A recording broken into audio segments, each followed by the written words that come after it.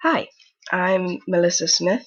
My student ID is MAS97, as you can see, and this is my screencast on histogram equalisation.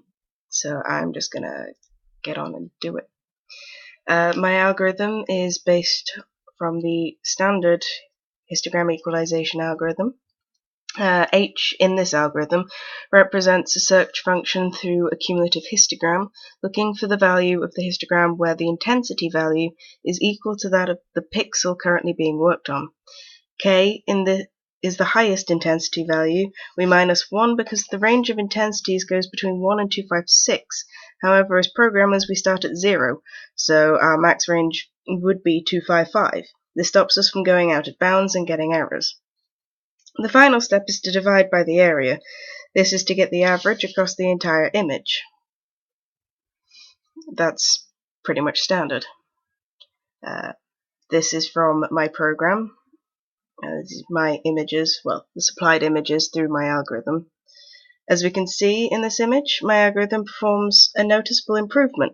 Details further from the camera become clearer, those closer to the camera are more easily discerned from one another. There is some mild salt and pepper noise, however, there's some graininess to the edges.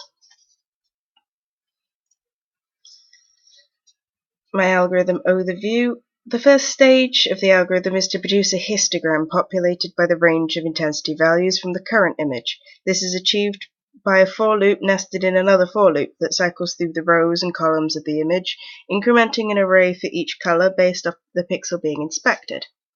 The next stage requires another set of nested for loops that once again moves through the rows and columns. This time the new image is the one being produced. For each new pixel, the color values for the corresponding pixel from the original image are put through the algorithm. This is the HP part. And finally, the new image is returned. I'm going to be doing my live demo, so I'm going to have to come out of that. This is my code.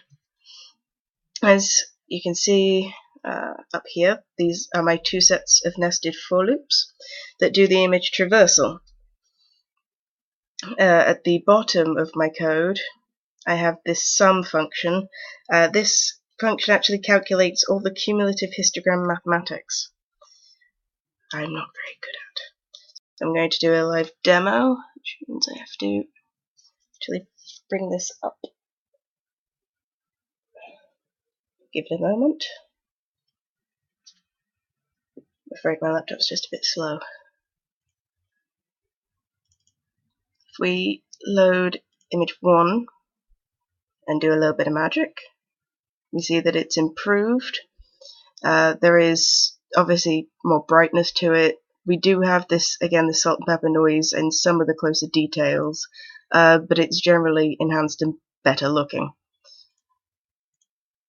Image number 2, we get, obviously you can see a lot more of the valley, there's more details to it. There is still some of that mild graininess, but it's a lot less obvious in this image because more of it is darker, so we have less of that wide range of intensities. They're all quite close together, which my algorithm's not very good at handling wider range of intensities. As we'll see in this image, it burns out the image, makes it look very desert-like rather than actually what it's supposed to be, which is a nice sunny grassy hill. My algorithm struggles with that kind of range. This one takes a weird turn. It sort of changes from what is a normal average sunny day and makes it the sort of sunset scene instead. Darkens the forefront more, which is a sort of strange side effect of my algorithm. This image, not much actually changes. It does get sort of sharper, less blurry, but most of the detail actually stays the same. And that is it, the live demo working. There we go. Critical reflection. My algorithm could always be improved. Improvements to my algorithm, however, could be as simple as an extra part of the algorithm that identifies a wide range of intensities that I've already pointed out my algorithm isn't great with, and isolate the image as not filter appropriate. I had planned on some extra functionality, but simply ran out of time.